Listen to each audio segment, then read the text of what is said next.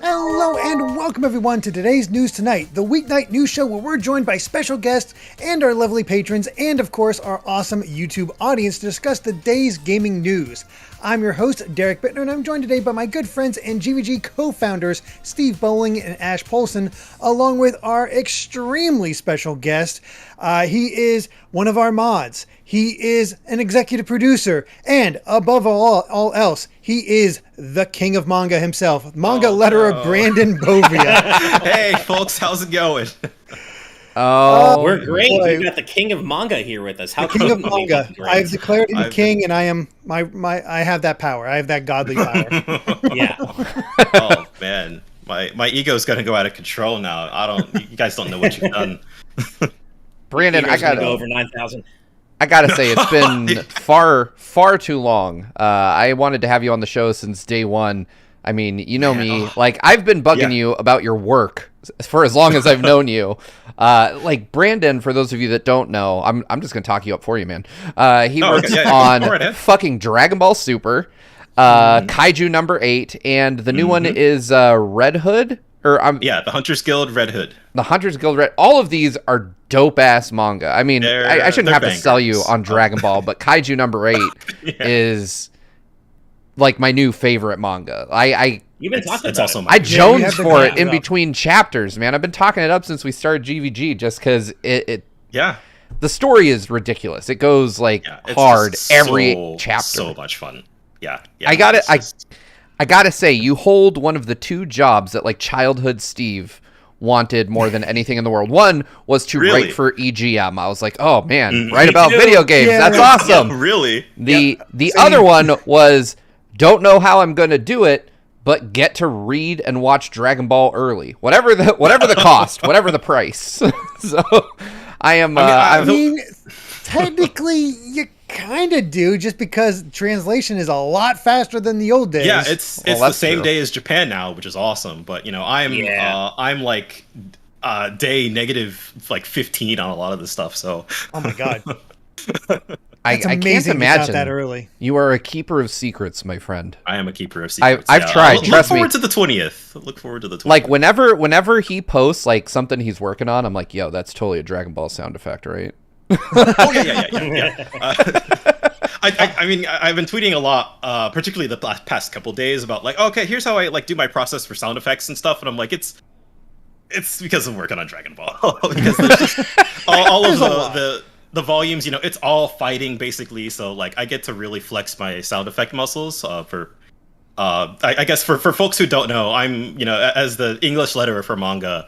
I do things like I basically make sure that all of the English dialogue and all of the sound effects look good, and that could mean like subtitling the original Japanese art or like replacing it outright. That's usually like it's like a publisher decision, and I'm just sort of like, well, I get to use like my Photoshop knowledge to sort of do whatever the client wants. But in Dragon Ball's case, I'm doing like trying to get as close as possible to the original art, and it's a big challenge and a lot of fun. It is especially on Dragon Ball. Testament to your skill that as someone who reads both the Japanese and the English chapters, like I don't think about the sound effects. Like I read them, but I don't think about them. They don't take me out of it. So fucking hats off to you, man. Like I don't know how you do it. I can't put together a goddamn thumbnail. So for my years as Udon's senior editor, I worked very closely with a lot of different letterers, and I know exactly how difficult your job is, man. So again, my proverbial hat is tipped to you. Letterers work their asses off, and I know from firsthand experience. So seriously, hats off to you. Do you choose the font? And if so, can we send you over to Square Enix to help?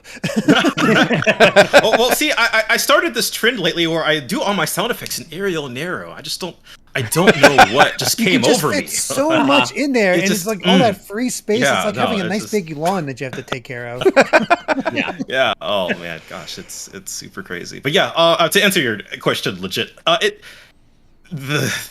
depends. Tends to be the general answer, but it's some form of like whatever is available in like the English publisher's library and stuff I bought myself. It is like somewhere in between there, more on one side, more on the other, depending on who you're asking. Yeah, that makes sense. And obviously, in the case of like in the case of Dragon Ball, I didn't start on Super, Super started before I joined the industry. I'm like the third letterer for Dragon Ball Super. And we used the same dialogue font as like the original Dragon Ball run and from like 2001. So obviously that kind of stuff, like I have no control over. My sound effects from that one are pretty much like my choice, but because I am both the third letterer of this series and lettering a sequel, I'm trying to make my choices match as much as possible, like to both the folks who came before me and to the original art. Yeah, so it's a just, I don't know. I love it, but it is such a weird job sometimes. Sure. Trying to explain it. When you think about our job, it's really weird too. Like, Fair enough. Told my family what I'm going to do. Like, really? Can you survive? Yeah. Like, yeah. Blink twice if you need help, type thing. Real quick, we're talking to Brandon, but we got somebody else to talk up this part of the community, and that is the Game Orb, as this episode is brought to you by them. And the Game Orb is a fledgling channel that is focused mostly on Nintendo content until recently.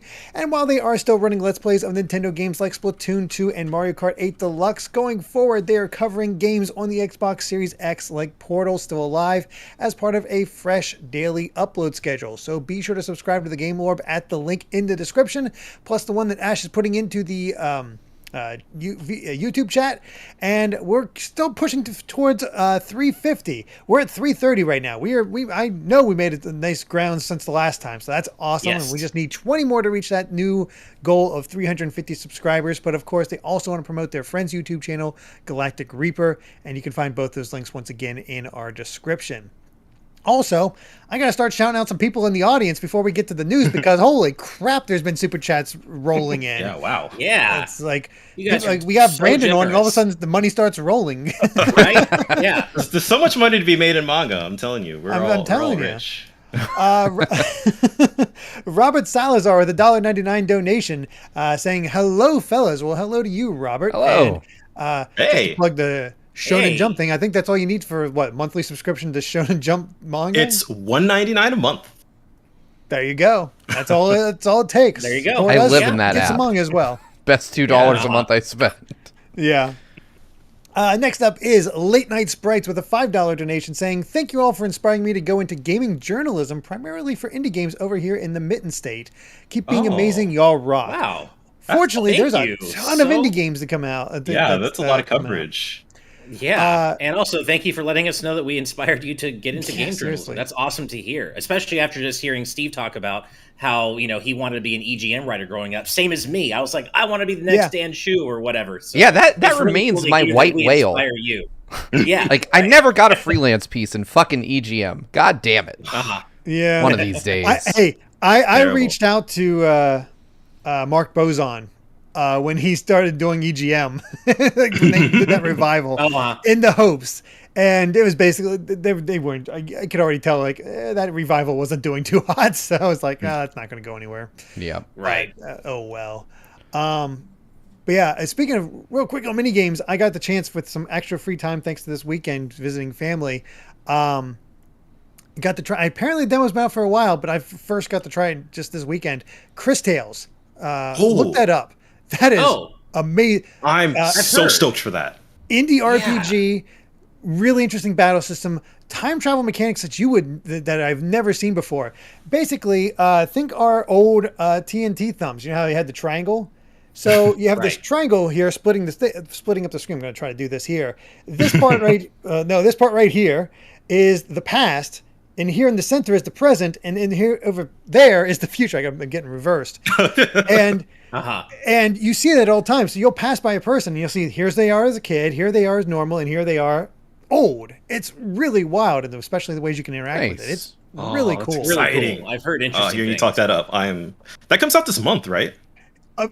Around the same time as The World Ends With You, which means I have to pick World Ends With You first. No. Yeah. It's also the same time as Great East Attorney Chronicles, but it's like third of my list. Like, I got to get there, but it's just like, July is just, it's got all the hits. And Blaster Master 03 is coming too at the end of the month.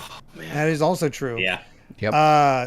And yeah, Juan is in patron chat saying Chris Tales made in Colombia, his birthland, or their birthland. So I didn't know that. Very How cool. cool. I did not know that either. Yeah.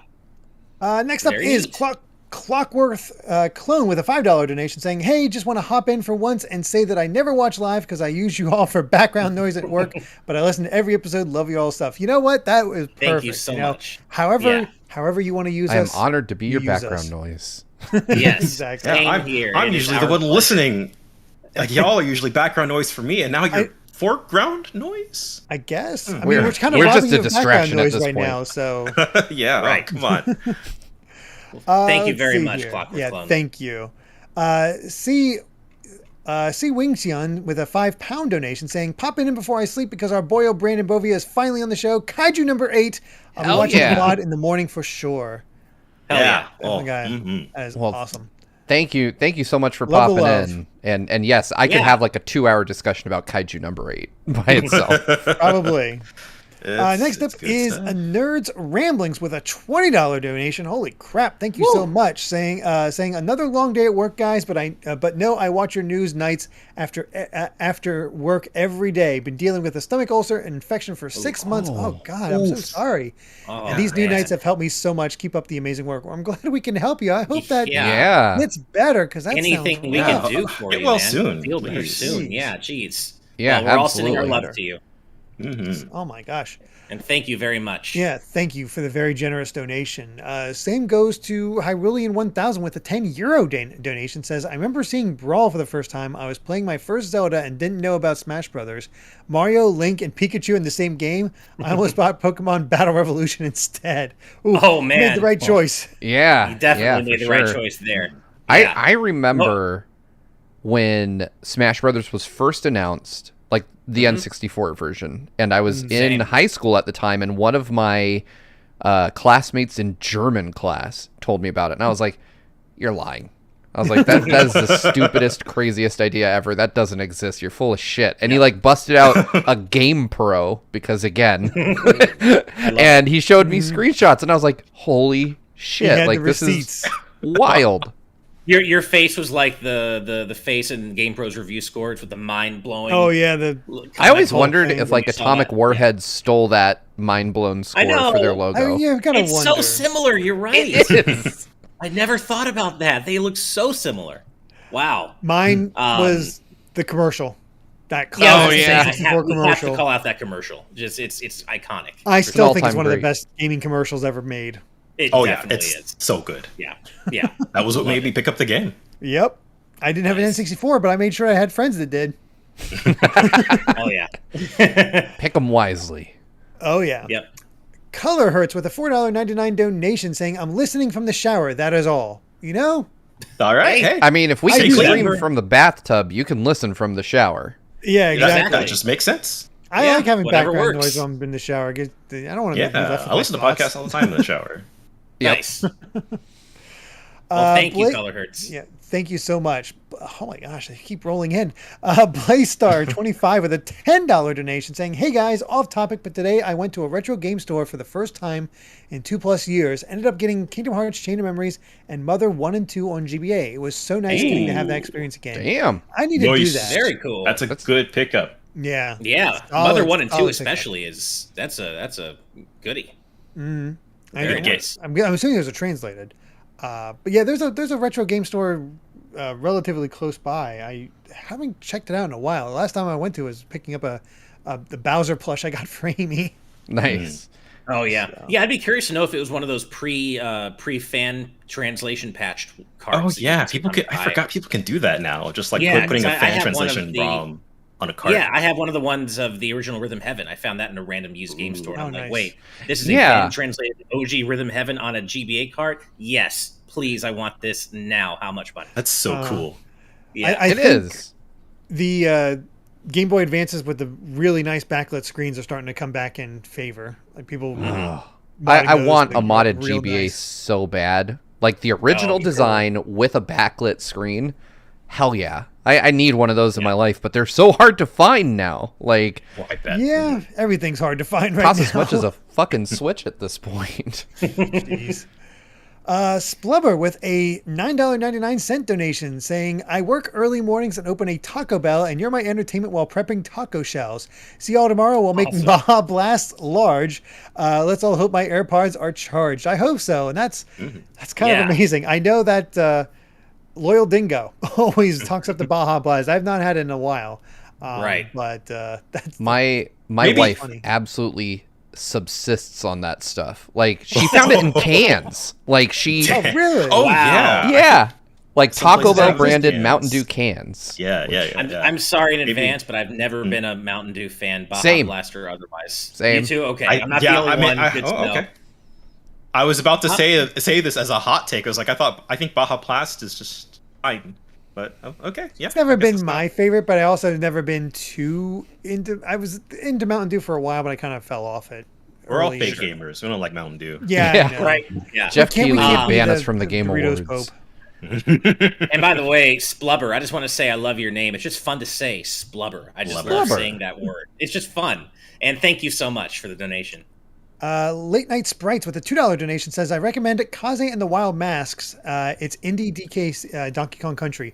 I've seen that. Oh heard about it. yeah, I've heard of Seen Yeah. the sprites. It looks good. I know Amy's Yeah, it interested, does. but because she likes going through and looking at retro indie games to see what she might get hooked on. Sure. So- Yeah, no, I've seen that recently, and it looked pretty interesting. She was showing me this indie that somebody was talking up, a farm sim.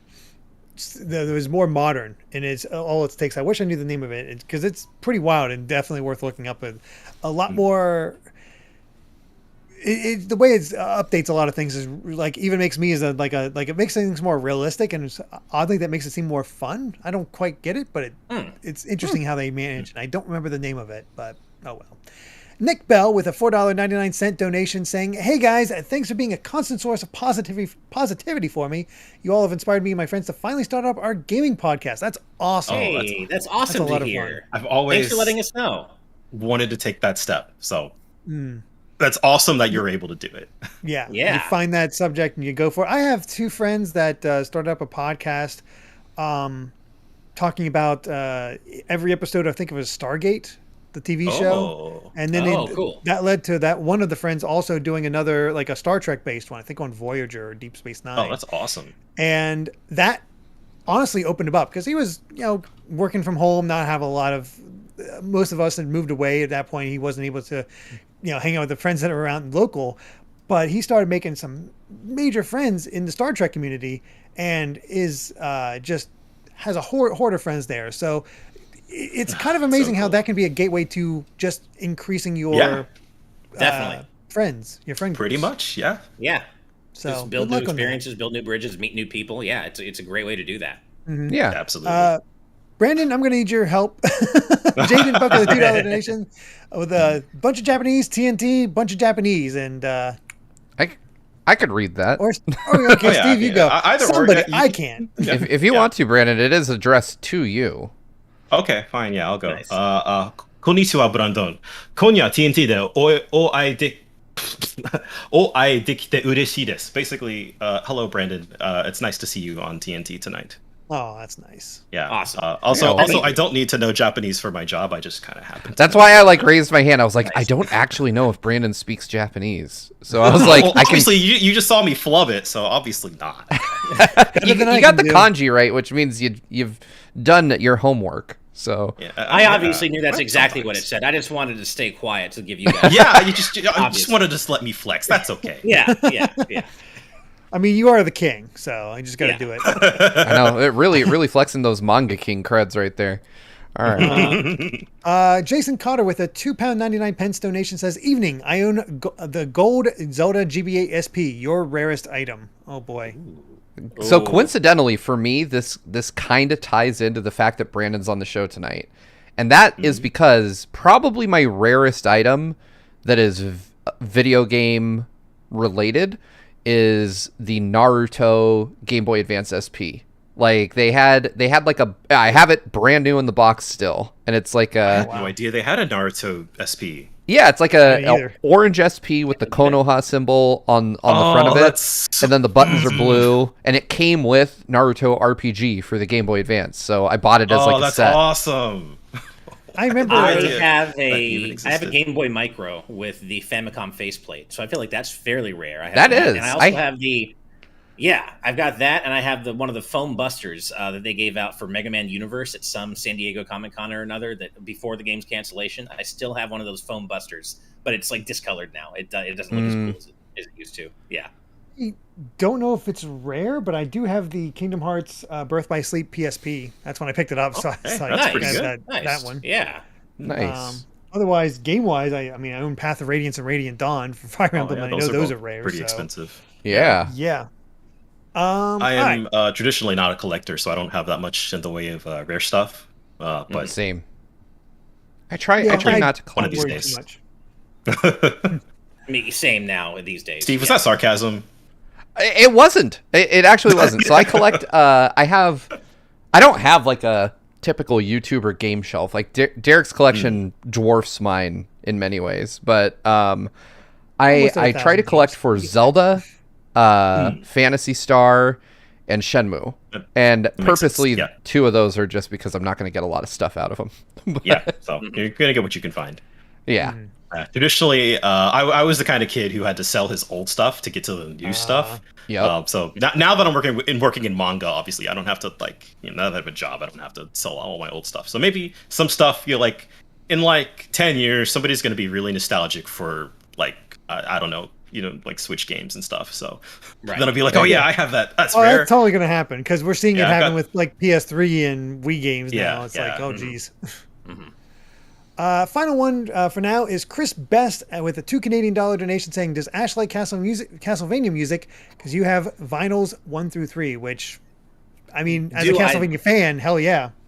Do I like Castlevania music? Is the sky blue? Of course I love Castlevania music. I have those vinyls as well, and I also have the Symphony of the Night vinyl. So, yeah, man, Castlevania music is some of the best out there. So, of course, hell yeah, Castlevania music forever. Very cool. All right. Well, 20 minutes in with all those donations, we're able to finally jump into our news. So let's go ahead and do that with our first story, which, as I think is becoming a trend now, just our potpourri. So the first bit of potpourri we got here is a hacker was arrested in Japan for selling hacked Breath of the Wild save files, which when I first read this seemed utterly insane. I'm like, what? Yeah. I know they're not supposed to sell it, but to get arrested like that. But apparently it's in relation to basically a rule that Japan has going on over there. And it says Japan has in recent years, this is from Dexerto, Japan in recent years has been cracking down on hackers trying to make a profit off of compromised data.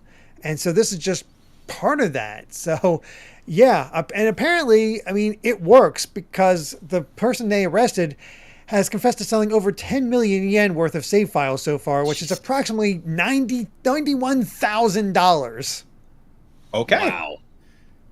Man. I gotta respect the hustle. Seems like yeah, for sure. This seems like an odd thing to send somebody to jail over, but if that's the law, I'm not saying I necessarily agree with that being the law, but if it is the letter of the law, then I guess this person knew the risks they were taking. Yeah, and I guess the article also says that a Pokemon fan found themselves in similar hot water earlier this year in February. In that case, it was a 23-year-old. Yeah, I feel like I remember this. It was a 23-year-old who had been detained after selling over $10,000 worth of hacked shiny Pokemon in Sword and Shield. It's insane. Don't sell hacked save files, folks. That's really the moral of it. At least in Japan, don't do it. At least in Japan, they will come after you. Yeah, they don't fuck around. No, right? Apparently it was listed as the ultimate save data, and he was offering a service to modify the files however the customer wanted, from rare items to maxed out player stats. He was basically whatever they wanted to get, which, I'm sorry, just earn it. Play it. Yeah, I was going to say, I feel like Breath of the Wild is not the game to do that with. There are rare drops, but, it's not that grindy of a game, they don't really get any sort of reward for being all maxed out. Okay. Yeah. Right. Unless you're trying to get every piece of gear. If you're trying to get every piece of armor, then you're going to be grinding a bit. But other than that, even then, there's not enough inventory space to have it all. Yeah. So it's why? Yeah, like Pokemon, shiny Pokemon, I totally get that. Oh yeah, that makes sense. Before, yeah, Breath of the Wild is an odd one, but I guess if it works. Yeah. So yeah, if you're in Japan, maybe don't do this. Don't do that. Yeah. Or do it and cut out while you're still ahead, apparently, because dude made some bank. Right. Adam, real quick to address what you're saying in the patron chat. These are like 3 stories, so I have to leave them on screen until we've discussed them. So I don't.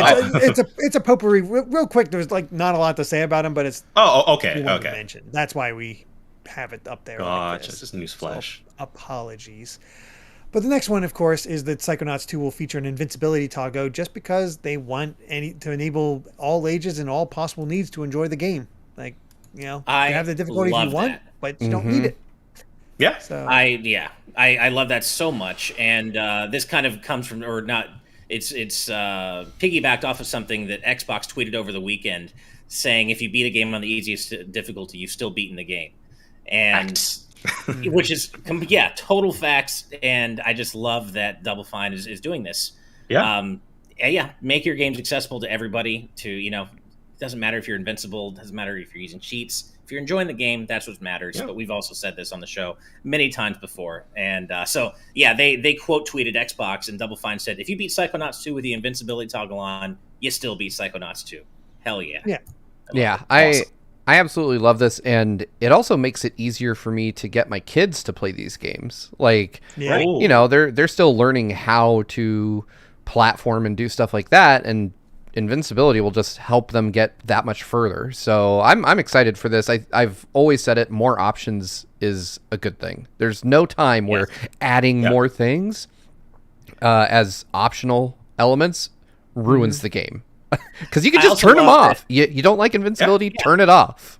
Exactly. And usually that's not the default state anyway. Usually the default state is to have that stuff turned off, and then you have to go and turn it on. So I also love that Double Fine isn't afraid to get spicy about this. They also had a tweet saying, excuse me, I beat Sword Guy Serious Time on a no-hit hard mode, and if I didn't do that, I don't respect you. And like, can you even comment on things if you're not Diamond 6 rank and shooting McBlam? I don't think so. Cool, bud. You're so That's cool. awesome. I love that. Yeah. Yeah, I think that's why a lot of like story-based games has a lot of like safe mode and Persona 5 and all those options. Just if you want to see the story, and there's some good stories out there, some fun stuff. Yeah. You want to enjoy Psychonauts, because trust me, that humor is probably going to be on point based on the first game anyway. Yeah. Do it.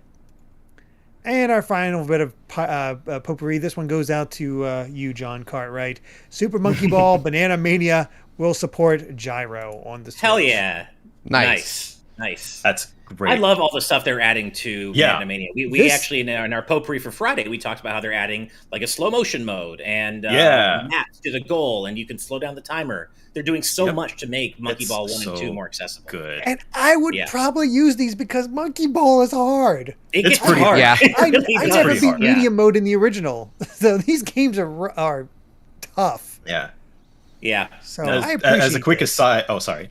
Oh, go ahead. No, go. I was gonna say, as a quick aside, I've actually I've been playing through Banana Blitz for the first time since I love the first 2, and then just like was out of the series after that. So those were like I was like, okay, the remasters are coming. I'll play Banana Blitz, and I'm just it's fine. It's just the level design, it looks I'm like, okay, I'm sounds excited for what the real one is. Yeah, like aesthetically, Banana Blitz HD is really just nice to look at and listen to. But the level design is so uninspired. It's just it's not the same as the first 2 games. I was a little. I guess I was shocked because I thought people might have been over exaggerating. Like when the remaster for that one came out, and I'm like, oh, how bad could it be? It looks like Monkey Ball. It probably plays like, and I'm like, oh, I see. Like it's it all makes sense now. It's fine. Yeah, but it's fine. It's really, it's all right. But it's cool. I like that they're making this a pretty aggressive marketing push, which they kind of need to do because it is coming out right around the same time as Metroid Dread. So you're gonna have to pick. Right. They need it all they can. I will play both. I will make time for both because I am hyped for Metroid Dread, but I'm also really hyped for Banana Mania. I am such a big Monkey Ball fan. Yep. Oh, yeah. Like, which is going to be an out of context. I can already hear it. As soon as I said it, I was like, oh, yeah. You just know how it's all going to go. Yeah. All right. Well, before we move on to the next story, we got another $5 donation from Clockworth Clone saying, I worry in the background might have sounded like I don't pay attention. I do. You're the simulation that helps this ADHD guy do mundane tasks like paperwork. No, if that was how it came across, that you don't pay attention, that is not the intention. It was just because I do that like that at all constantly. It's the only way I can keep up with things. So I totally get it. I'm not 100%. And thank you so much again. Yeah, there's no wrong way to listen to us. I mean, you don't even have to. So we just appreciate that you're here watching, interacting with us, but if it's, I listen to most of my favorite YouTubers in the background while I do other stuff because there's only so many hours in the day. And so, I love watching. I'm driving Kai while I'm holding Kai while I'm cooking for. Exactly. The only wrong way to listen to us is not to listen to us. So you're fine. Kidding. Yeah, there you go. I prefer. I like listening to TNT at 0.5 speed, so I could really just get in the zone. Nice. I think everybody sounds really tired. Myself at 0.5. Yeah. Oh goodness. All right. Well, let's go ahead and move on to story 2, which I'll be honest, this is mainly for me. Nice. So, recently there's been a ton of producer talk with Final Fantasy XIV's Yoshida covering a lot of the changes coming to Endwalker, showing off more content, just talking about it like crazy. They had this like almost marathon stream, and they even had Yoko Taro on talking a bit about his involvement. I heard about that. And of course, you get all that craziness in there. So it's all really interesting stuff. And 2 interesting bits of news have come out of this. And one, it seems like Yoshida kind of slipped up because he revealed that the scenario for Final Fantasy XVI is finished, and the English voice acting for the game is nearly finished. Meaning, this game's a lot farther along than we thought. Yeah, definitely. Yeah. That's my takeaway. I heard in the context of the stream, it was actually Yoko Taro who was like, so you're going to tell us about 16, right? Like, he's trying to egg the information that was Taro. Oh, totally. And it's funny that Yoshida says there won't be an update about FF16 at TGS and that he's already said too much. And I get that he's already said too much in the context of this event, but outside of this, it doesn't feel as though we've really learned a whole lot about FF16 at all. So I'm like, please show us anything. Show us a little gameplay at TGS, please, because I'm still kind of not sure about what I saw when they revealed it. And I want to see more. I feel like Yoshida wants to pull a Nintendo where, all right, we showed this little tease and nothing. All right, here it is, and coming out in 3 months. Boom. Right. We just sold you one, and you can play it soon. Yeah. I just to like sort of turn on its head the typical, there's a new Square product coming out in 3 years. I could see him doing that. Yeah, I mean, the reveal for 16 was still less than a year ago now, right? So like if it comes in like early 2022 or mid 2022, that's still like a year and a half from release or from announcement. Like that's really good. I would definitely be happy about that. I feel like we do need to learn a lot more about this game, in the coming months. I feel like it'll come next year at this rate. I hope so. I think it'll be probably next year. Yeah. I'm thinking probably first half of next year. If it's as far along as it seems to be, I'm maybe thinking like first half of next year for FF16 and then 2023 sometime for 7 Remake Part 2 is kind of where I'm at right now. That makes sense. I'm down with that. Yeah. But, that's cool in of itself. But if we wanted some 14 news, apparently I'm not the only one that got sucked into this game, although I need to get back to it because I haven't played in a while because of busyness. Apparently there's just such an influx of new players that the Square Enix online store ran out of codes for the complete edition of Final Fantasy XIV. That's wild. Jeez. They sold out of digital copies of this game. They ran out of... I can't believe it. I've been told, I guess I've been seeing this on Twitter and stuff, that like it's sort of in response to like I don't know anything about World of Warcraft, but I guess some folks aren't really happy with the way things are going in that right now. And so there's a bunch of like big content creators in that community who are just making the jump to 14. So it's just caused this big influx of players. Like I think even on Steam it was like the highest player count in history for that game, just like over the weekend. Like wow. Yeah, which it's just exploding. I had a friend. Yeah, I have a friend who actually has been into WoW, and he broke down because our friend of the show, Some Call Me Johnny, was asking about this because he's a huge 14 player, and he was wondering like. I just read out the series of tweets where Johnny was like, I'm not privy to the WoW scene, but I do wonder why so many are switching over to 14 now. Is it really just because a prolific WoW player jumped ship, or has this been sometime coming? And one of our other good friends, named goes by TJ, who's been a big WoW player and actually started playing 14 recently himself, saying, basically, it's a bit of both. So, World of Warcraft Legion, while overall a success, introduced some systems that have been overused for the last 3 expansions. The term borrowed power has been thrown around since. The idea that we're given this tremendous power only to unceremoniously lose it prior to the next expansion. These systems also usually require large amounts of grinding to unlock their true potential. There are many opportunities that the game wastes your time, whether it is an object tied to the player power gated behind RNG or time gating content for no other reason than to extend playtime. He thinks the company as a whole has a terrible PR problem. There's a system that literally does nothing but hinder the player.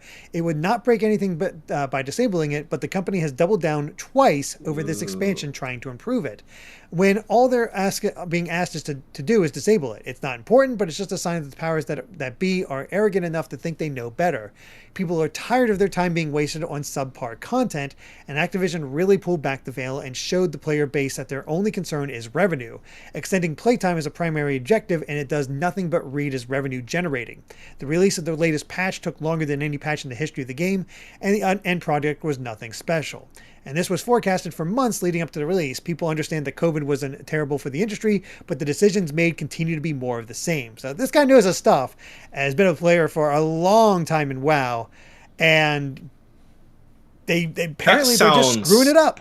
They're screwing it up. Like the complete opposite of like the Final Fantasy XIV's relationship with its like community. Where like all I hear is just like how much the developers are just like massive fans of the game, and there's just so much love there between the fans and the community. That's just like I don't see that with WoW right now. It's infectious, really. Like it really we've talked many times on the show about how like Steve and I wish we had the time to get into it because it's especially as Final Fantasy fans ourselves, and I haven't played the online ones because I don't really play MMOs. It makes me even want to play 14 because it's just the love for this game is so infectious, and it's just so full of good feels, right? And I really wish I had time for this game. I played a month free trial, got to about level 8, and that's most of the the game, wouldn't you say, right, Derek? Totally. Like 90%. You've basically seen it all. Yeah. It's crazy, but it's like I honestly think it won't be long. I think, especially with the release of Endwalker, I do think Final Fantasy XIV will probably overtake WoW. It just seems like it's going in that direction, and I could see that. I mean, it has the story to go with it, it has the gameplay to go with it, and now it just has that good word of mouth, which is almost king when it comes to MMOs, I think. So, good on them. Good on them. Yoshida is like, I feel like Yoshida. You know how Nomura felt back in the '90s with after 7? I think that's what Yoshida's becoming for the modern top of Square. the world, right? All right. Well, real quick before we move on, we got another donation, this time from Rob R-Man X with a $5 donation. Says, as someone whose job that has a lot of driving back and forth between places to fix machines, TNT and Spawncast are my #1 picks for background noise. Yes, those long drives are very nice. Oh yeah. I gotta hold on. I gotta say something real quick about this since Spawn Wave came up real quick. Did any of you know that dude was fucking ripped, like ridiculously jacked? Spawn Wave kick all our asses at the same time. I mean, he could probably do that before you told me he was ripped. I mean, sure, but the guy is carved out of fucking wood, man. He is ridiculous. Like, I was just scrolling through Twitter, and I guess he posted like a picture from the beach, and I was like, why is there like a fucking beefcake on my timeline? And then I realized, I was like, hey, I know that beefcake. He's been on my show. Also, I will never say anything mean about him ever, because he would snap my spine like a twig. Anyway, you look great, man. Keep it up. Whatever it is you're doing, COVID worked out for you, I guess. I'm just not for imagining SpongeBob. It's like, don't be intimidated by Spawncast, Steve. Just imagine without any clothes on. Shows that picture. He's hot. Yep. Oh Oh, goodness. Oh, real quick also, Jenny Geist Gaming with a $5 donation saying, I'm so glad that Brandon finally came on. Listening to y'all is making unpacking from my move much more bearable. Well, glad to have him on, one. Two, feel for you because unpacking crap after a move sucks. Yeah, that's the worst part of moving. Especially if you're moving to a hot area, if you're unpacking in the heat, that just makes the horrible experience of moving even worse. So our hearts go out to you because moving is never great. fun, Yeah, even in the best of circumstances. Wherever you move to, I hope you're loving your new spot though, because that can be exciting. Like getting into a new place, that part can be fun. Mm-hmm. Also, Jenny is she's a great friend of mine, and nice. I'm gonna shill her channel really quick because last week was the first anniversary of Kaiju number 8 actually, and so we had a nice little discussion. Just gushing for a half hour basically about Kaiju number 8. So all y'all in here, go check out her stuff. She's amazing. She mostly covers gaming, but we had a also relevant to me discussion. Yes, and Kaiju awesome. number 8 is fantastic. So if you want to learn about it, I'm Get certain it in any anime, discussion with get it. Brandon about Kaiju number 8 will be educational. Oh, wonderful, wonderful stuff. I love it. All right. Well, who's ready to get depressed? Oh, boy. Especially Steve. Yeah. Let's bring up our next story here. This sucks. So, Judgment, the hot new series, may end for the stupidest reasons because Takuya Kimura's, who provides the likeness, I believe even the Japanese voice for, what's the main character's name, Steve? I'm sorry, I apologize. Yagami. Yeah, Takayuki Yagami. Yeah, is his talent agency basically wants him to stop because they don't want Judgment, the games, on Steam. This comes from Nibel. And I looked a little bit more into this, and I guess apparently the way this talent agency is thinking is apparently Steam has the reputation of being a lot of like pirated stuff in Japan or something like that. I don't know. Like there's a huge misconception apparently of Steam over there. I don't know. Yeah, Brandon, thank you. Well, so I weirdly enough, I was not expecting this to line up in the way that it has. But as a massive Yu-Gi-Oh geek, this actually I have a little bit of relevant knowledge to this. Because the talent agency for this, Johnny's office or Johnny's or whatever, like they're known for being super archaic when it comes to how they treat their talent. So like they had something like it wasn't until a few years ago that they allowed their talent to have like their faces online. Like they were like, we will not allow you to put your face online, and lots of other toxic nonsense about like like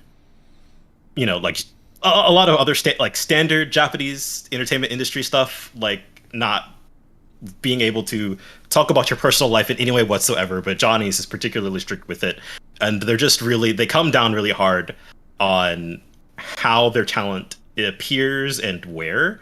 And so the Japanese voice actor for Yugi actually ran into this problem where it took a long time for the original Yu-Gi-Oh anime to have an official subtitled release because they were like, we basically like ew, foreigners go home, more or less.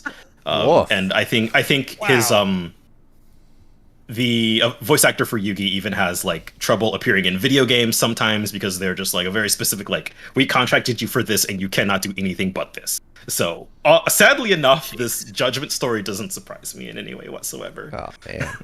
Such a shame. Yeah. And as I understand it, I looked into this a bit too, and as I understand it, Japanese talent agencies wield tremendous power in terms of basically deciding what their stars can and can't do. So here's what I wonder though.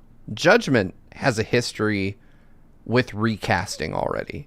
The initial Hamura from the original Judgment decided he was gonna, partake of a little bit of blow once upon a time, and like Sega was like, nope, get him out of here. And they just patched him out. They like replaced the primary one of the primary antagonists of the entire game with just a different model because they were like, yep, cocaine sucks. Which, so part of me wonders. I think it was weed, actually, which is even sadder. Oh, was it weed? That's even funnier. It's just like, I mean, we didn't even kick Michael Phelps off a Wheaties box for smoking weed, but apparently Sega's like, nah, you're done. Yeah. Right. But I do wonder if they'll just pull like a Batman, and be like, yeah, Bruce Wayne's a totally different guy now. Like, it's fine. I mean, he could get, maybe he gets the crap beat out of him in the beginning of the third game and has to get facial reconstruction surgery and his voice got all messed up. That would be so funny if it just opened with him getting hit with a brick. Oh no! Like, we had to reconstruct his face. It also fucked up his voice. Same dude though, we promise. Right. Do you think it's fine, Steve? Do you think Judgment could conceivably continue without this actor playing Yagami? Like, you think it's possible? Like, that people wouldn't recoil and be like, "No, this isn't the actor I want playing Yagami. This isn't Yagami. I'm not buying this." So in the West, right? Like, I can speak from the perspective of a Western fan.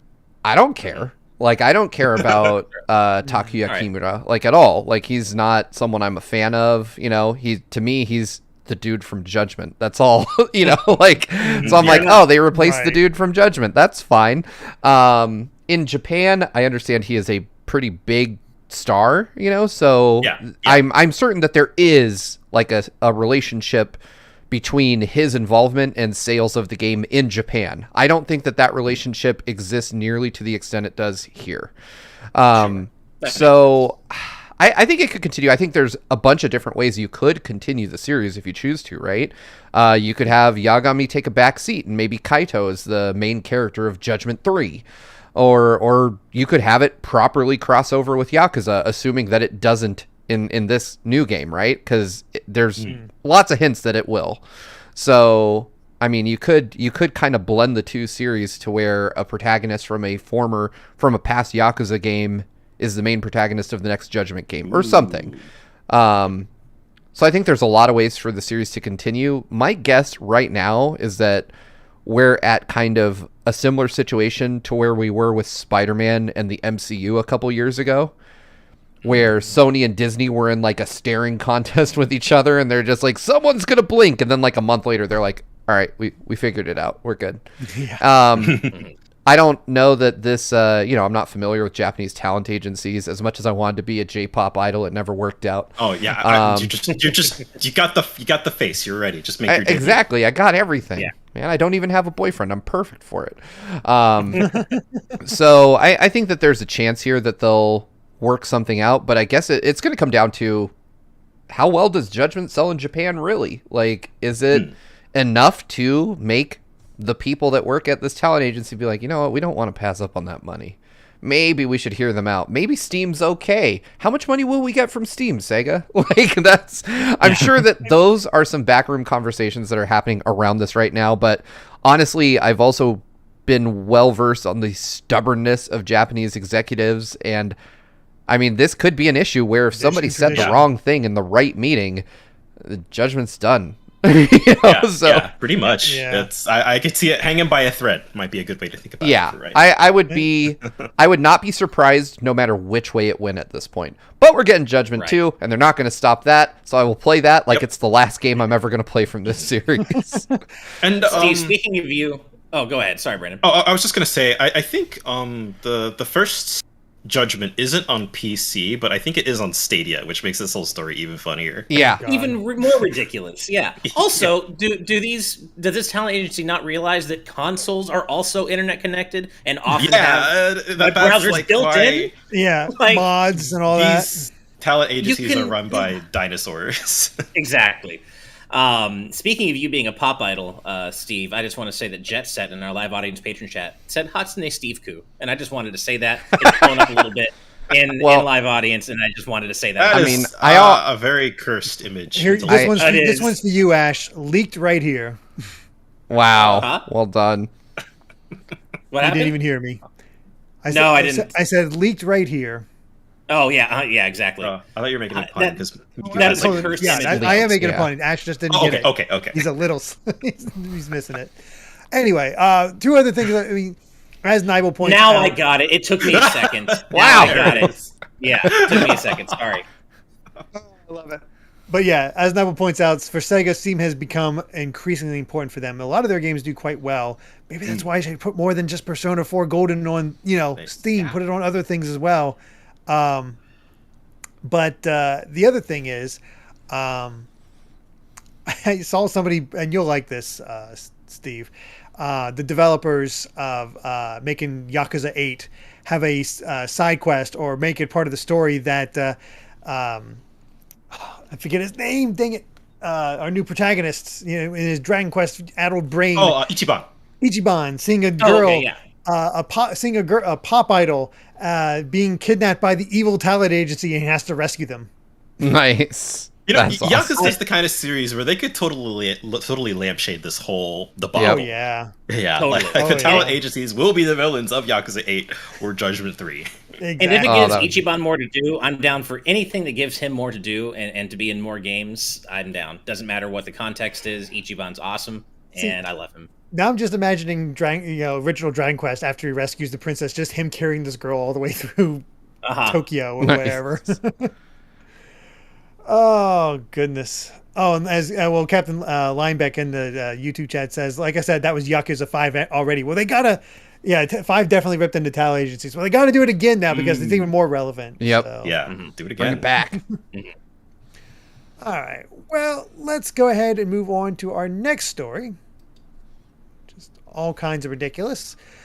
A sealed copy of Super Mario 64 has sold for $1.5 million, which is insane, especially because we already had just a massive sale for The Legend of Zelda box and all that. But yeah, this copy of Super Mario 64 was had a condition grading of 9.8, A++, practically undamaged. That went for $1.56 million at the $1,560,000. Thank you. I was mixing up my numbers and all that, but at the Heritage Auctions House on July 11th, and basically, it's made everybody go, "Wait, really? Mario 64 is what sold this amount of money? This box copy?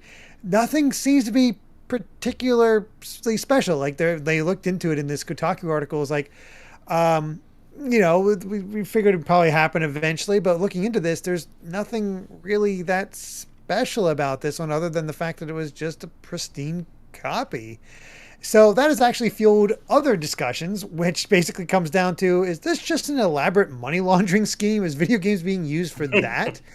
But then Kotaku had an update about when they spoke to this Heritage, and they said when asked about who the bidders were, what safeguards are in place to prevent fraud, and how much money it makes of those record-breaking sales, a spokesperson for Heritage Auctions responded via email. Heritage will claim 20% of the total purchase price of the sale of that game. The hammer price was $1.3 million. The buyer's premium on this lot was 20%, bringing the actual price the buyer will pay to $1.56. The winning bidder was vetted before they were eligible to cast a bid of this magnitude. Auction houses routinely vet clients prior to sales, and we verified that this bidder was qualified. I can assure you this winning bid was made by a collector who is not related to the auction house in any way. It was cast by an individual, independent citizen. Although the winning bidder does not wish to be identified at this time, this may change in the coming days or weeks. So yeah, basically everybody's like, man, this is insane. It has to be illegal somehow, and apparently no. It's going to change when this dude realizes that he spent $1.5 million on a game he could pick up at a used game store for $8. Like, yeah. I mean, but it's in the box. I get it, but no, you know what? No, I don't get it. I don't get it at all. Like, you could tell me almost any other Holy Grail game, like, what's the one that's normally family events or whatever, Family Stadium for the NES, the one that has like 500 copies in all of existence. If you told me that sold brand new in box for $1 million, I'd be like, all right, I would never do it, but I get it. But fucking Mario 64, like what makes this really even weirder is that, like, the article also goes on to state that, so the rating is 9.A++. But a 9.4 A+ graded sealed copy of the game sold for only $38,400 this past January. I mean, I love that we're saying only. Well, okay, but that's a Tesla. 5 million. But what is accounting for the jump from 38.4 to $1.5 million? Like, stupidity. What in the world? Like, I guess, look, you could come into my house and pick anything, maybe even one of my children, and be like, I'll give you $1.5 million for that, and I'd be like, sold. I'm rich. I mean, with kids, it's usually like, yeah, you'll give you the money, but they'll return it. Like, yeah, just keep the money, just take them back. Oh yeah, I know they'll give my kid back. I'll be like, look, all sales are final. You can return it if you want, but there's no refunds. You can return it if you want. Yeah. Not really. That said, speaking to that point you just made, Ash, about how one sold for far less, there is also speculation that maybe this is just sort of trying to build up the prices. So they now all of a sudden other things that are not worth as much, but maybe like get that. We're working with the speculator boom. We're trying to trick dummies into spending way more money, thinking they're going to be worth way more down the line, and sort of suckers them in with this huge price that I guess will pay off in the future. Again, is another theory that people are tossing around for why this game. Right. Used game prices already suck as is right now because of a lot of reasons, and this is just gonna make it worse. Yeah. Really. I was thinking about that. There has to still be Mario 64 is recent enough of a game to where sealed cases of this game still probably exist that can easily be found and purchased. And if the odds of you finding even like a 94 A+ whatever for 38 grand out of a case of games that probably until today went for like $300-400 sealed for a case of them, now people are going to buy those all up hoping to find a $1.5 million game in there. I don't like it. I don't like it at all. It sucks, this weird speculator boom that we've run ourselves into. I guess GPUs are no longer a thing, so now we have to move on to N64 games for some reason. Everything is gambling and the universe is bored. Yeah. Rob Arman X in our live audience patron chat says the reason this buyer bought this copy is because they missed their chance to buy it on Switch with 3D All-Stars. I was in a Walmart today and I saw 3D that 3D All-Stars on the shelf. Oh, I'm so mad about that. Yeah, I know. I got a sealed copy of 3D All-Stars right here. I'm ready for it. In 20 years, it's going to be $2 billion. Maybe, but again, it's still on the shelf. It's still just get that shelf, graded, so man. like... Get it in a. It costs, from what I understand, a few $100 to grade a game too. Like it's not cheap. Yikes! But apparently, it's also happening so often. These gradings for Pokemon cards, at least, that they're backed up. Pokemon cards is the other thing too that's just been like impossible to find these days because people are just going crazy selling and stuff. Like, let me have my hobbies, damn it! Maybe it's time for Pokemon to put out a new Pokemon trading card game so kids can actually play with Pokemon cards. Yeah, right. Steve, I have to get some clarity on something. So the live audience patron chat is talking about your, be careful what you say because your wife might be watching. But Adam Davis YT says Steve scared his wife off Twitter the other day, like she full deleted her account. What? I did not scare my wife off Twitter. She just decided that she doesn't like Twitter, which is a reasonable take in 2021. And I was like, fuck it, I'm out of here. Yeah, you know what? That is fair. Fair. Yeah. Twitter is a hellscape. Fair enough. Yeah, if I didn't need it. Like, my wife was like, you're so addicted to Twitter. And I was like, I know. I can't even argue it. I'm like, that sucks, but there I am. I hate myself for loving Twitter, but I can't change. It's too late Twitter is now. why I'm here. Technically, true. So, that's true. It's. I still think that's a net negative, but hey, that's one good thing. It did bring one good thing into existence. I see things on Twitter that I send to Amy makes us laugh, and that's a few bright spots. Yeah. I love that. Sci-Fi Lullabies in our patron chat. I love Twitter despite its flaws, aka the users. Which, Yeah, fair. Pretty much. All right, before we move on to our final story of the day, 112 with a $2 donation saying, glad to see you here, Brandon. Hashtag Mega Man Forever. Thank you very much. To put a little bit of cursed info out in the world, I would say my most two played Mega Man games are Mega Man X, which is not cursed, and then Battle Network 4 is the other Mega Man game I would say that is number 2. That doesn't make it my number 2 favorite, far from it, but it is probably the other Mega Man game I played the most. I'm sorry, it's the worst Battle Network game by far. I feel terrible. It is. It is. I feel awesome for you. Look, I was like 10. I didn't have any taste. Is that also like the best-selling Battle Network game? It is. It might weirdly be. enough. Yeah. I think it's because 3 is really good. I think because 3 was kind of just off of the hype. Yeah. Yeah, and then they went from the best to the worst, unfortunately. Yeah, pretty much. Yeah, funny how they do that. Oh boy. All right. Well, let's get to that final news story where EA is going to EA. Yeah. So, EA has limited their next-gen upgrades for FIFA and Madden to basically be exclusively only their more expensive special editions. So last year, you could upgrade, you could get the PS4 or Xbox One version of FIFA or Madden and upgrade it and get that, be all set and have it any version. This year, not so much. If you want to get the PS4 version to have it available to be able to play on PS5 when you eventually get one, you're going to have to get this, for FIFA, you have to get the $100 digital only Ultimate Edition. Not even physical. You have to get digital only Ultimate Edition for FIFA. And with Madden, it's only if they purchase the MVP edition, which is physical at $100, or the Dynasty edition, which is $120.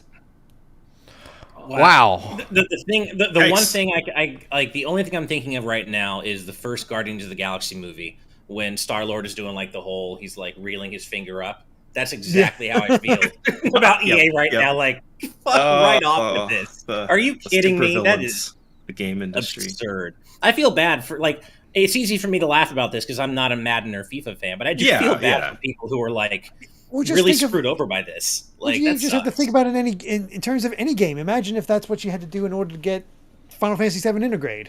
Yeah, like right.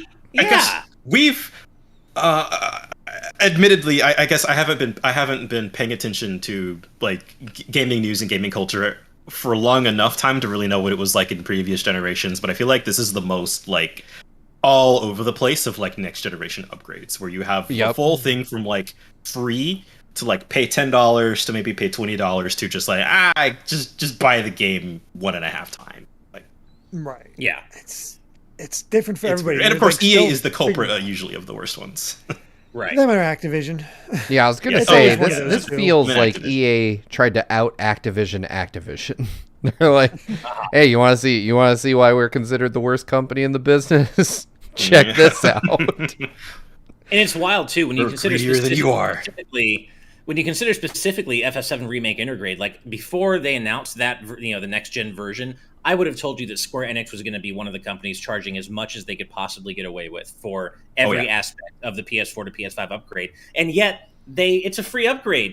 Not the Yuffie DLC, of course, but everything else, the game itself, it's a free upgrade. If Square Enix is screwing people over less, then you're money-wise, you're doing something wrong because Jesus, Which is even weirder because didn't Jedi Fallen Order's next gen upgrade was free? I'm pretty sure. Yep. Yeah. So is EA just like the FIFA kids will pay for it? It might be that we got them hooked now, and just like they'll pay for it. I was gonna say, the thing that brings me joy when I think about this, I try to find the positivity in things, is that somewhere internally they know that these games have a shelf life of like 4 months. And they're like, after that, it's just all downhill, baby. These games become worthless. You're going to find it at GameStop for 99 cents. Exactly. Mm-hmm. So they're like, oh, well, if we charge them $100 to get both versions, then maybe like 9 people will buy it. I don't know. So might be worth it.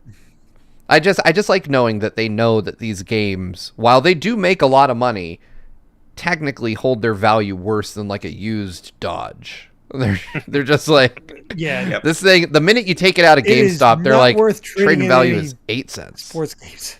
Yep. Mm-hmm. Yeah, I can't believe this. Like, this is, I mean, I agree with Brandon. This generation has been the most scattershot in terms of just the approach to peddling the games on the consoles. Like, They're like, oh, if you want to upgrade from the disc version, you need to like insert the disc, say a prayer to the gods at Ubisoft, hope that the button appears. Maybe it will, maybe it won't. Submit a ticket. Maybe that'll fix it. It won't. And then just forget about the game and buy it again. Yeah. Pretty much. Make it so frustrating. It was like, yes, I'll just pay for it. Oh, yeah. Well, I remember, so they sent me Ubisoft, because I reviewed both consoles, they sent me the next-gen version of Watch Dogs Legion for the Series X, and it just worked. And then they sent me, instead of a PS5 copy, they sent me a physical PS4 copy, and I couldn't upgrade that thing for a month. I followed all their instructions, and it just didn't work. And eventually, one day, out of the blue, I was like, I wonder if this ever got fixed. And I tried it again. I was like, oh, no, it didn't. There we go.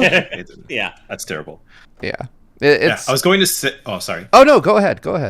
Oh, I was going to say, just like, I as a proud owner of both next-gen consoles, soft flex, but the upgrade process on PS5 games is like the worst. Like it really is. Getting intergrade. I knew that it was bad, but like I also wasn't paying attention, so I deleted the PS4 version off of my hard drive, and then I'm like, oh, if I want my save, I have to reinstall this 100 gigabyte game again just so that I can upload the save to the cloud. Yep. Yeah, I see. I misinterpreted what they meant that when they said one at a time. I thought you had to just pick one each time and do it. I didn't realize each one you upload overrides the one you already uploaded. What? Yeah. So I was going through downloading a bunch, and I got like 6 copies of the same saved file before I realized it was all the same thing. I'm like, wait. I was like, so crap. Terrible. So I'm like, I should have just grabbed my completed hard mode save file and just left it at that. But nope. I was like, I'll just keep all of them and just. That's the worst. So I still got to go back and do that. I mentioned a bit about this earlier, but for some reason, when I was trying to upgrade to integrate and install everything, my PS5 somehow grabbed an extra copy of like the instructions to download Intermission specifically, and I couldn't install it. It would not install, and I couldn't delete it from my download queue. And I ultimately, after like hours on the phone with Sony, I ended up having to factory reset my PS5 and reinstall everything. Okay. So, fortunately, that seems to be a pretty rare thing. But, upgrading from PS4 to PS5 versions on PS5 is not like fun. Practically, this is only a problem we're going to have to deal with for another like year and a half. But it's also just like, why are you guys so bad at this? It's really just annoying.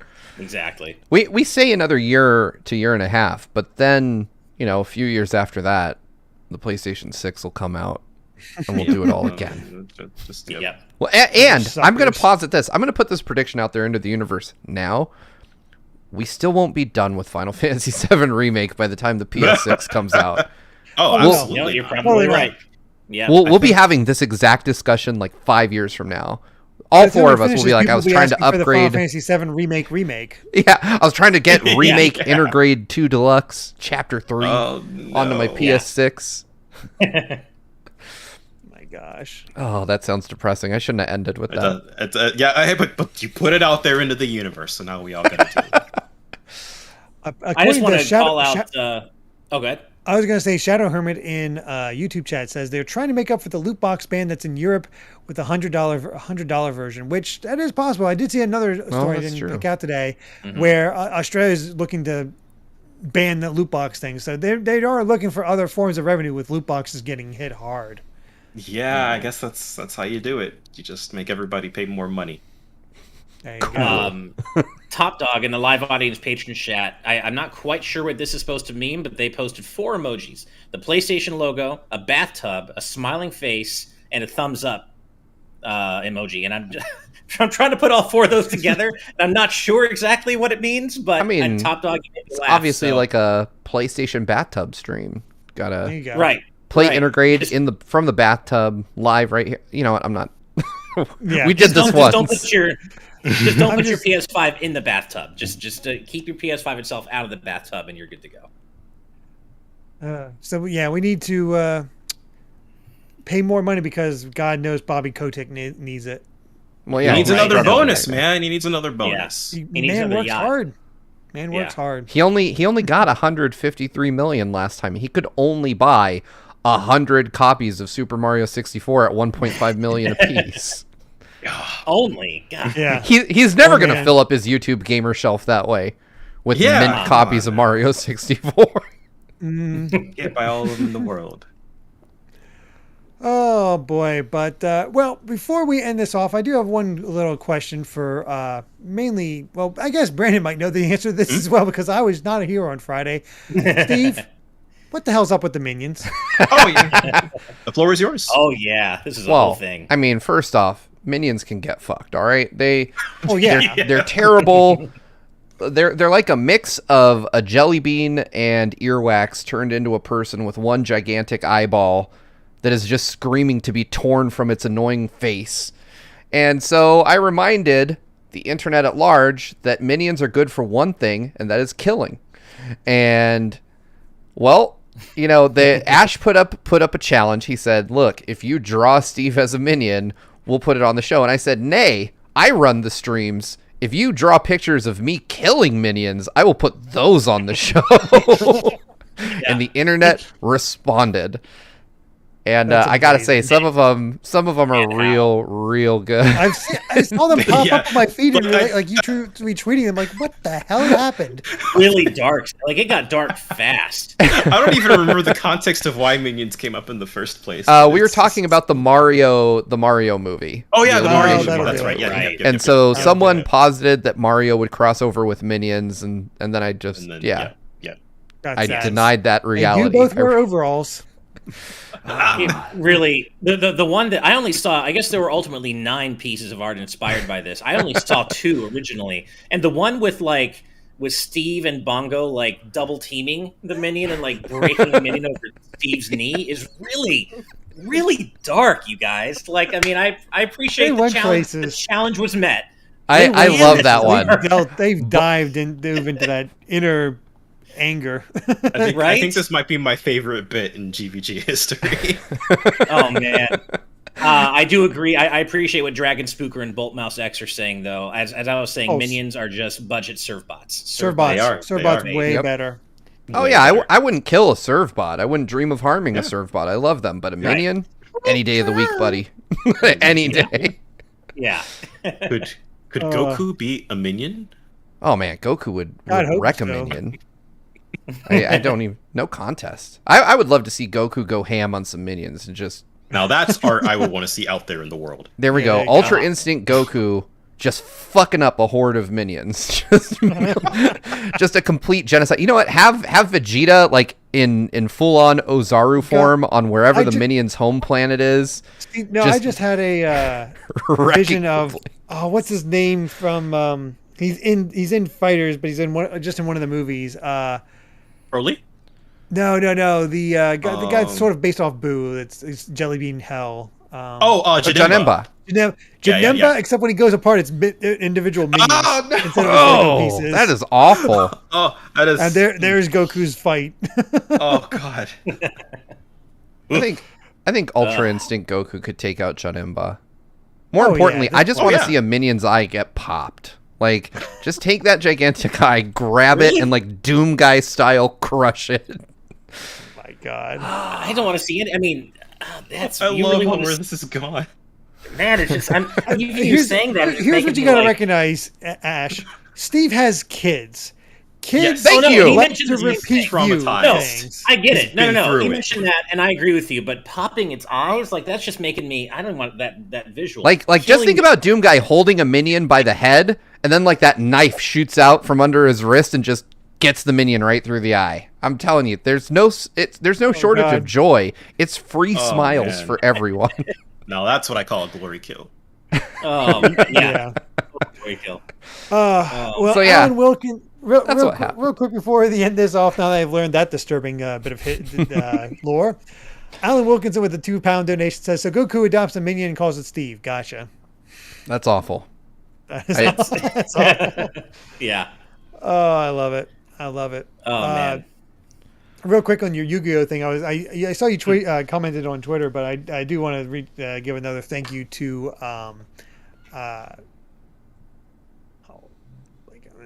Matthew Wong for gifting me a copy of the Yu-Gi-Oh! Legacy of the Duelist. The game I've always looked at, I was like, I like the anime. I see you play through the anime, and it'd be kind of cool to use those cards and actually see how it actually plays, because I never actually played the game before. So looking forward to taking some time to check that out and then get my butt completely kicked in that game. Nice.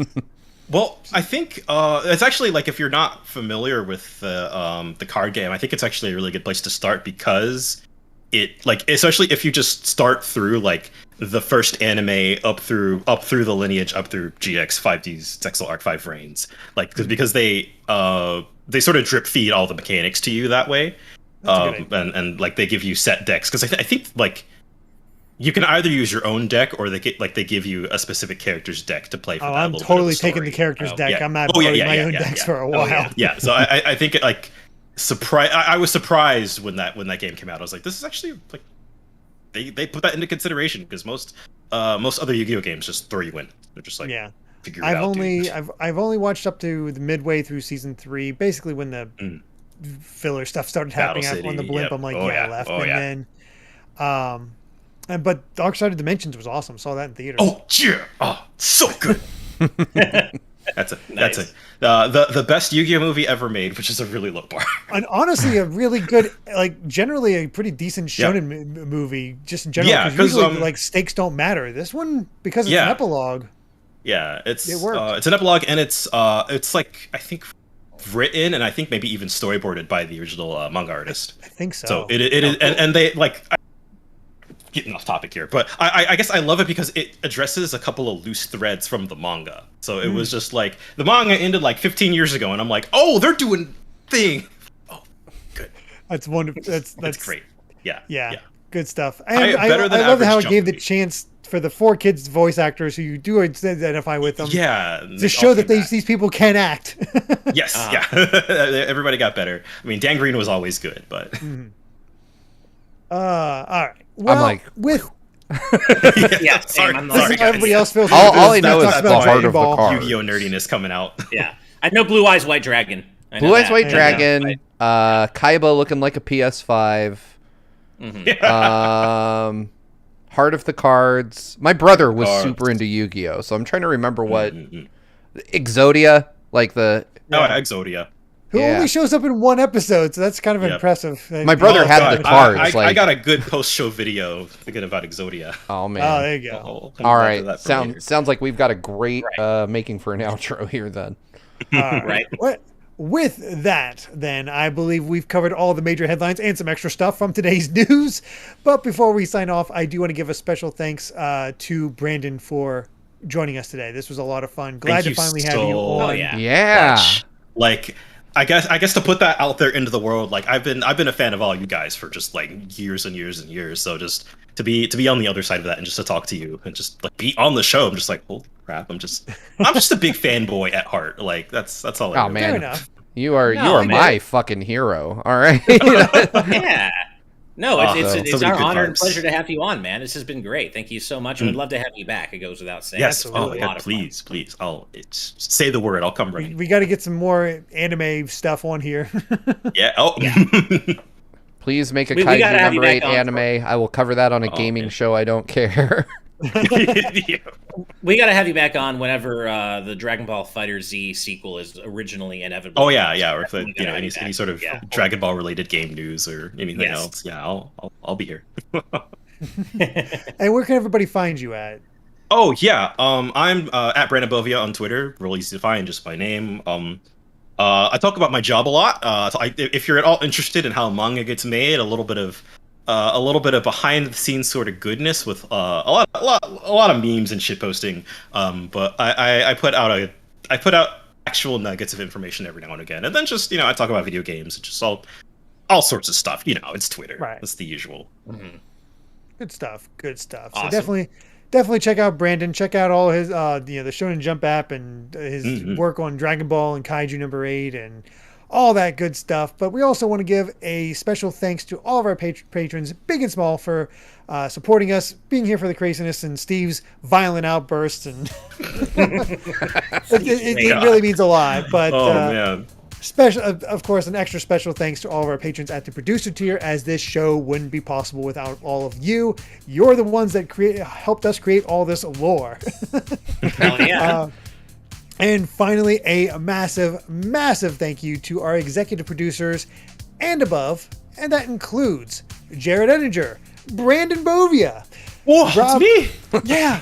Rob, Rman X, Itiono Ben, Dan Inch Whistle, Dennis J, Z Patty, Hyrule Hermit, Sky Blue Flames, Adam O'Sullivan, It's ATM, Octopuppet, Richard Herrera, Michael Phone, Aiko Carroll, The D-Pad, Vesmio, Waffle King, Kitty Kong Fax, Angel Martinez, Vedran Hotek, 112, John, Joshua Hunter, Evernight Studio, Benny Yao, Sapphire, Azran127, Pagrima, Kenrule09, Jake Pelka, Geller, Joseph Rutkin, Charlie Bird, Geeky Griffin, Lucky Wonderfish, Kyle, Top Dog 23100, Young Ben Kenobi, Doug Shomix, Andrew Madero, RMM, Brady Power, Sakuragi, Becca, Rocks the Cat, Fizzy Wighoid, Critmonger, The Legend of Groose, out in 4 days, Eddie B, Kai Ed, Kit Fisto, West Egg, Deaneth, Coda, Michael McCall, Matthew Wong, Goron Amber, Straight Lace, Justin Matthews, Hoobie, Too Much Spaghetti, Mega Conrad, Ascaron 809, Kane, Captain Finlandia, 60 Minutes and 60 Seconds, Christopher Masterson, Spicy Pandaughter, The Game Orb, Dano the Artist, Grantles, Ravelox, Synchrolord, Brainchild, Rosa Bowling. Hi, Mom.